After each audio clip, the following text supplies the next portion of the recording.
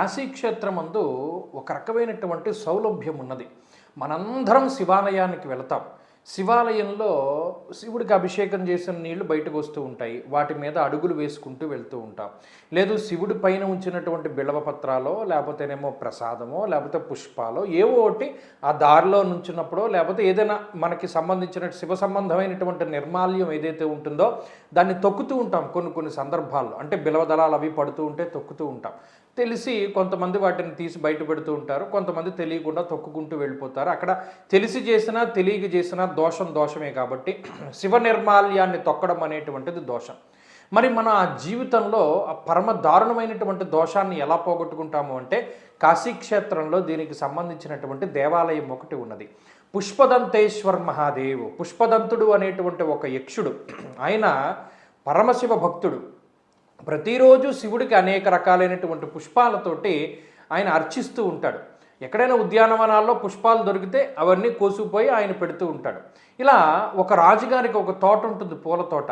ఆ తోటలో యక్షుడు చూస్తాడు, ఈ తోటలో భలే ఉన్నాయి పువ్వులని, అన్నిటినీ కోసేసుకుంటాడు. సాయంత్రం వెళ్ళిపోతాడు, శివార్చన చేస్తాడు. రాజుగారు వాళ్ళకి భటులకి అర్థం కాదు, ఎవరు కోస్తున్నారు, పూలు రోజు మాయమైపోతున్నాయి, మనుషులు ఎవరు కనబట్టలేదని అనుకుంటారు. మరి ఈయన యక్షుడు కదా, అందుకని కనబడకుండానే మాయమైపోయి గాలిలో ప్రయాణం చేస్తూ కోసుకుంటూ వెళ్ళిపోతూ ఉంటాడు. ఓ రోజు రాజుగారు ఏం చేస్తారు, ఈ బిలవదళాలన్నింటినీ అంటే పత్రి అన్నింటినీ కూడా పట్టుకొచ్చి ఆ బిలవదళాలన్నింటినీ కూడా చెట్లు మొదట్లో వేస్తాడు. అనుకోకుండా ఈ యక్షుడు బిలవదళాన్ని తొక్కుతాడు. ఆ శివ నిర్మాల్యాన్ని తొక్కడం వల్ల తేజోహీనుడైపోతాడు. అంటే ఉన్న శక్తులన్నీ పోతాయి. అంతవరకు కంటికి కనిపించకుండా ఉన్నవాడు కంటికి కనబడతాడు, భూమి మీదకి వస్తాడు. ఈ రాజు పట్టుకుని చెరసాల్లో వేస్తాడు. అప్పుడు ఆయన పరమశివ భక్తుడు కదా, ఆ చెరసాల్లో ఉంటూనే శివమహిమ్నా స్తోత్రము అనేటువంటి ఒక స్తోత్రాన్ని రాస్తాడు. ఆ శివమహిమ్నా స్తోత్రాన్ని మెచ్చుకున్నటువంటి శివుడు మరలా పూర్వపు శక్తులన్నింటినీ ఇచ్చి అప్పుడు శివుడు ఒక వరం ఇస్తాడు. కాశీక్షేత్రంలో ఈ పుష్పదంతుడు అర్చించినటువంటి లింగానికి ఎవరైతే అభిషేకం చేస్తారో, దర్శనం చేస్తారో, ముట్టుకుంటారో వారికి శివ నిర్మాల్యాన్ని తొక్కినటువంటి దోషం నేను తీసేస్తాను అని చెప్తాడు. కాబట్టి కాశీ వెళ్ళిన వాళ్ళు ప్రతి ఒక్కరూ ఈ పుష్పదంతేశ్వర్ మహాదేవ్ దేవాలయాన్ని ఖచ్చితంగా చూడండి. ఇది విశ్వనాథ ఖండం దగ్గర ఉంటుంది. మరీ ముఖ్యంగా చెప్పాలి అంటే కాశీ గేట్ నెంబర్ 2 దగ్గర ఎక్కడో ఉంటుంది, మీరు నెట్లో కొడితే వస్తుంది. కాశీక్షేత్రమందు ఒక రకమైనటువంటి సౌలభ్యం ఉన్నది. మనందరం శివాలయానికి వెళతాం.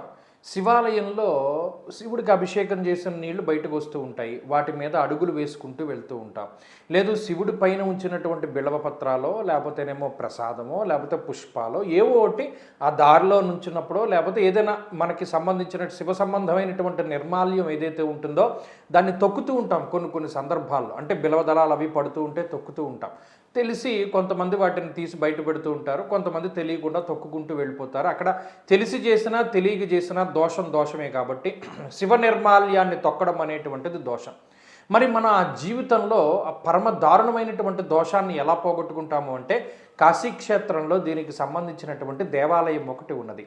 పుష్పదంతేశ్వర్ మహాదేవ్, పుష్పదంతుడు అనేటువంటి ఒక యక్షుడు, ఆయన పరమశివ భక్తుడు. ప్రతిరోజు శివుడికి అనేక రకాలైనటువంటి పుష్పాలతోటి ఆయన అర్చిస్తూ ఉంటాడు. ఎక్కడైనా ఉద్యానవనాల్లో పుష్పాలు దొరికితే అవన్నీ కోసుకుపోయి ఆయన పెడుతూ ఉంటాడు. ఇలా ఒక రాజుగారికి ఒక తోట ఉంటుంది, పూల తోట. ఆ తోటలో యక్షుడు చూస్తాడు, ఈ తోటలో భలే ఉన్నాయి పువ్వులని, అన్నిటినీ కోసేసుకుంటాడు. సాయంత్రం వెళ్ళిపోతాడు, శివార్చన చేస్తాడు. రాజుగారు వాళ్ళకి భటులకి అర్థం కాదు, ఎవరు కోస్తున్నారు, పూలు రోజు మాయమైపోతున్నాయి, మనుషులు ఎవరు కనబట్టలేదని అనుకుంటారు. మరి ఈయన యక్షుడు కదా, అందుకని కనబడకుండానే మాయమైపోయి గాలిలో ప్రయాణం చేస్తూ కోసుకుంటూ వెళ్ళిపోతూ ఉంటాడు. ఓ రోజు రాజుగారు ఏం చేస్తారు, ఈ బిలవదళాలన్నింటినీ అంటే పత్రి అన్నింటినీ కూడా పట్టుకొచ్చి ఆ బిలవదళాలన్నింటినీ కూడా చెట్లు మొదట్లో వేస్తాడు. అనుకోకుండా ఈ యక్షుడు బిలవదళాన్ని తొక్కుతాడు. ఆ శివ నిర్మాల్యాన్ని తొక్కడం వల్ల తేజోహీనుడైపోతాడు. అంటే ఉన్న శక్తులన్నీ పోతాయి. అంతవరకు కంటికి కనిపించకుండా ఉన్నవాడు కంటికి కనబడతాడు, భూమి మీదకి వస్తాడు. ఈ రాజు పట్టుకుని చెరసాల్లో వేస్తాడు. అప్పుడు ఆయన పరమశివ భక్తుడు కదా, ఆ చెరసాల్లో ఉంటూనే శివమహిమ్నా స్తోత్రము అనేటువంటి ఒక స్తోత్రాన్ని రాస్తాడు. ఆ శివమహిమ్నా స్తోత్రాన్ని మెచ్చుకున్నటువంటి శివుడు మరలా పూర్వపు శక్తులన్నింటినీ ఇచ్చి అప్పుడు శివుడు ఒక వరం ఇస్తాడు. కాశీక్షేత్రంలో ఈ పుష్పదంతుడు అర్చించినటువంటి లింగానికి ఎవరైతే అభిషేకం చేస్తారో, దర్శనం చేస్తారో, ముట్టుకుంటారో వారికి శివ నిర్మాల్యాన్ని తొక్కినటువంటి దోషం నేను తీసేస్తాను అని చెప్తాడు. కాబట్టి కాశీ వెళ్ళిన వాళ్ళు ప్రతి ఒక్కరూ ఈ పుష్పదంతేశ్వర మహాదేవ్ దేవాలయాన్ని ఖచ్చితంగా చూడండి. ఇది విశ్వనాథ ఖండం దగ్గర ఉంటుంది. మరీ ముఖ్యంగా చెప్పాలి అంటే కాశీ గేట్ నెంబర్ 2 దగ్గర ఎక్కడో ఉంటుంది. మీరు నెట్లో కొడితే వస్తుంది.